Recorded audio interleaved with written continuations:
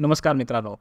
मित्रांनो, आपलं जे काही इन्कम येतंय, नोकरीतून येणारा पगार असो किंवा बिझनेसमधून येणारा इन्कम असो किंवा आणखीन कुठल्या मार्गाने येणारं उत्पन्न असो, ते सगळं पहिल्यांदा जातं आपल्या बँक अकाउंटमध्ये.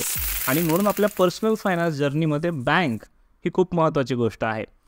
पण बऱ्याच वेळेला आपण बँक निवडताना अगदी सोप्या गोष्टी बघतो, की या बँकेचं ATM माझ्याजवळ आहे का? किंवा बँक माझ्याजवळ आहे का? किंवा नाव चांगलं आहे का बँकेचं? किंवा कोणीतरी माझ्या ओळखीचा तिथे आहे का? या काही पॅरामीटर्सने आपण ती बँक निवडतो आणि एकदा बँक निवडली की सहसा आपण अकाउंट बंद करत नाही, बरेच वर्ष ते तिथेच चालतं. पण मित्रांनो, बँक निवडताना आणि बँक निवडून झाल्यानंतरही बऱ्याच वेळेला आपल्याला बँकेचा परफॉर्मन्स चेक करत राहावा लागतो. तो परफॉर्मन्स का चेक करावा? कारण कदाचित आपली बँक बुडीत तर जाणार नाही ना, या प्रश्नाचं उत्तर आधीच माहिती करून घेण्यासाठी आपण गेल्या काही वर्षांपूर्वी जेव्हा PNB बँक, पंजाब नॅशनल बँकेमध्ये घोटाळा झाला आणि त्यावेळेला बँक अचानक बंद पडली आणि तिथे असलेले लोकांचे मेहनतीचे पैसे त्यांनाच परत मिळवता येत नव्हते. अशी सिच्युएशन आपल्याबरोबर होऊ नये म्हणून आधीच आपण काळजी घेतली पाहिजे. ते अगदी सोपं आहे, पण दुर्दैवाने आपल्याला माहिती नाही म्हणून आपण तिकडे लक्ष देत नाही. आज या व्हिडिओमध्ये मित्रांनो, मी तुम्हाला सांगणार आहे की तुमची बँक बुडण्याच्या आधीच तुम्हाला ते कसं ओळखता येईल. अत्यंत पॉवरफुल आणि महत्त्वाचा विषय आहे, त्याच्यामुळे हा व्हिडिओ नीट बघा. यामध्ये मी तुम्हाला 3 गोष्टी सांगणार आहे. पहिली गोष्ट, बँकेचा परफॉर्मन्स कसा आणि का चेक करावा. दुसरी गोष्ट, काही रेड फ्लॅग्स जे आपल्याला आधीच इंडिकेशन देतात की कदाचित या बँकेमध्ये काहीतरी घोटाळा होतोय किंवा होऊ शकेल. आणि तिसरी गोष्ट म्हणजे आपण आपल्या पैशांबरोबर सेव्हिंग करताना किंवा बँकमध्ये डिपॉझिट करताना नेमकी काय काळजी घ्यावी. चला तर मग सुरुवात करूया.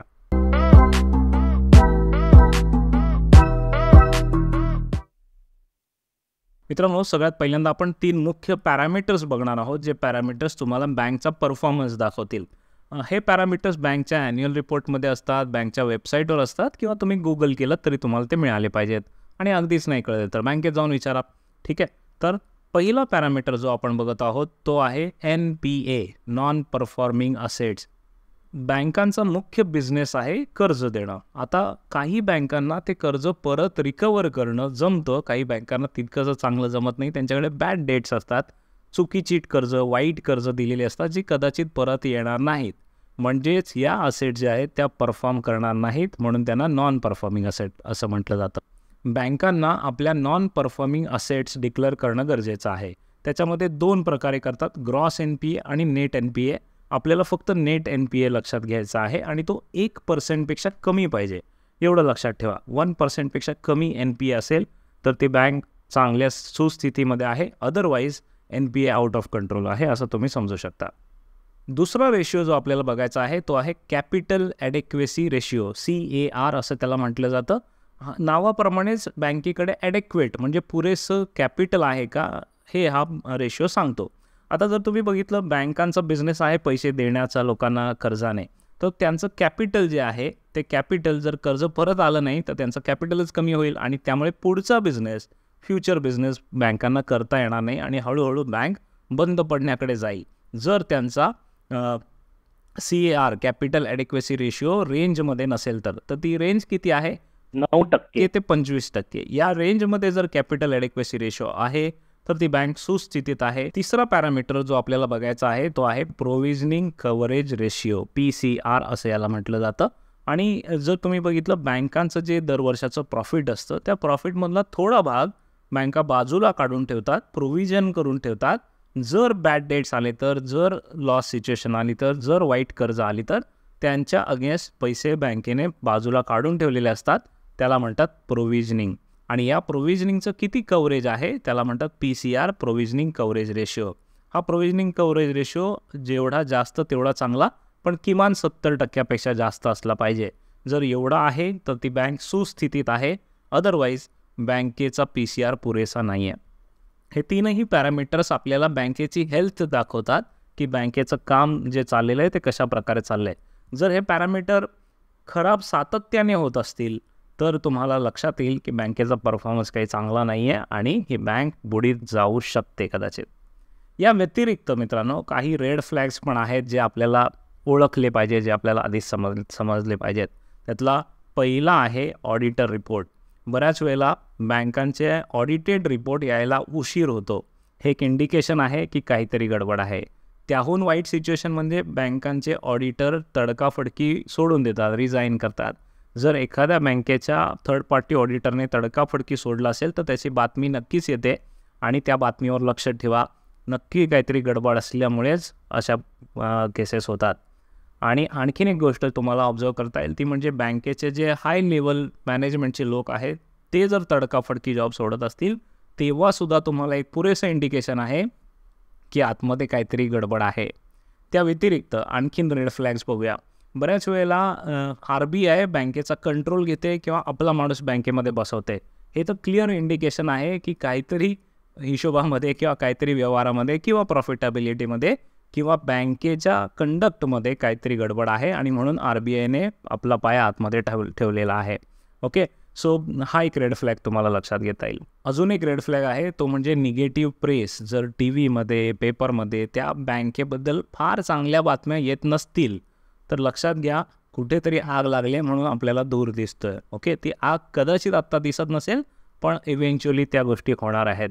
येस बँकच्या बाबतीत असं झालं होतं, PNBच्या बाबतीत असं झालं होतं, पण त्यावेळेला लोकांनी फार मनावर घेतला नाही आणि अचानक एक दिवस त्या बँकामध्ये घोटाळे जे आहेत ते बाहेर पडले. आपल्याला एक साधारण गुंतवणूकदार म्हणून आपल्याला आपले सगळे पैसे त्या बँकांमध्ये ठेवायचे नाही आहेत ज्या बँकांचा परफॉर्मन्स चांगला नाही किंवा काहीतरी गडबड त्या बँकेमध्ये होण्याची शक्यता आहे आणि म्हणून आपल्याला अलर्ट राहणं गरजेचं आहे. मग मित्रांनो, आपण करायचं काय? पहिली गोष्ट, या सगळ्या गोष्टींबद्दल अलर्ट राहणं गरजेचं आहे ते तर आपण बघितलं. दुसरी गोष्ट म्हणजे एका बँकेवर भरोसा न ठेवता 2 किंवा 3 अकाउंटमध्ये तुमची जी अमाऊंट आहे ती स्प्रेड करा. मग ते सेव्हिंग अकाउंट असेल, डिपॉझिट असेल, FD असतील किंवा इतर कोणते ट्रान्झॅक्शन्स असतील, पण एका बँकेच्या भरोश्यावर बसू नका आणि 2 किंवा 3 बँकांमध्ये तुमचे अकाउंट ओपन करा. त्यानंतर बँकांमध्ये जे आपले पैसे असतात ते इन्शुअर्ड असतात, पण त्याचा इन्शुरन्स फक्त 5 लाखापर्यंत असतो. म्हणजेच काय, तुमच्या बँक अकाउंटमध्ये किती पैसे असले तरी 5 लाखापर्यंतच जास्तीत जास्त परत मिळू शकतात. जर काही गडबड झाली, बँक बंद झाली, घोटाळा झाला, काही सिच्युएशनमध्ये, तर 5 लाखापेक्षा जास्त पैसे बँकेमध्ये ठेवण्यामध्ये काहीही पॉईंट नाही आहे. आणि जर ठेवलेच तर तुम्ही मल्टिपल बँकमध्ये ते स्प्रेड करा. आणि बँकेच्या ऐवजी तुमचे ज्या इन्व्हेस्टमेंट आहेत किंवा तुमचा जो काही पैसा आहे तो डायव्हर्सिफाय करा. वेगवेगळ्या ठिकाणी तो थोडा थोडा पार्क करा. उदाहरणार्थ तुम्ही डेट म्युच्युअल फंडमध्ये पार्क करू शकता, तुम्ही लिक्विड म्युच्युअल फंडमध्ये पार्क करू शकता, गव्हर्नमेंटच्या बॉन्ड्समध्ये पैसे ठेवू शकता. फक्त सेव्हिंग्ज आणि FD या 2 गोष्टींवर डिपेंडंट राहू नका. तुमचा पैसा इतर ठिकाणी पण ठेवा जिथे पण तो बऱ्यापैकी सेफ असतो आणि तो बऱ्यापैकी लिक्विडही असतो. ठीक आहे, सगळे पैसे बँकेकडे ठेवणं फार चांगली गोष्ट नाही आहे. ॲटलिस्ट 5 लाखाच्या वरच्या अमाऊंट्स तर डेफिनेटली ठेवू नका. तर मित्रांनो, या अशा महत्त्वाच्या गोष्टी तुम्हाला तुमच्या बँकबद्दल समजून घेतल्या पाहिजेत. तुम्हीही समजून घ्या आणि इतर मराठी माणसांना पण पाठवा हा व्हिडिओ, जेणेकरून कोणाचंही भविष्यात नुकसान होणार नाही.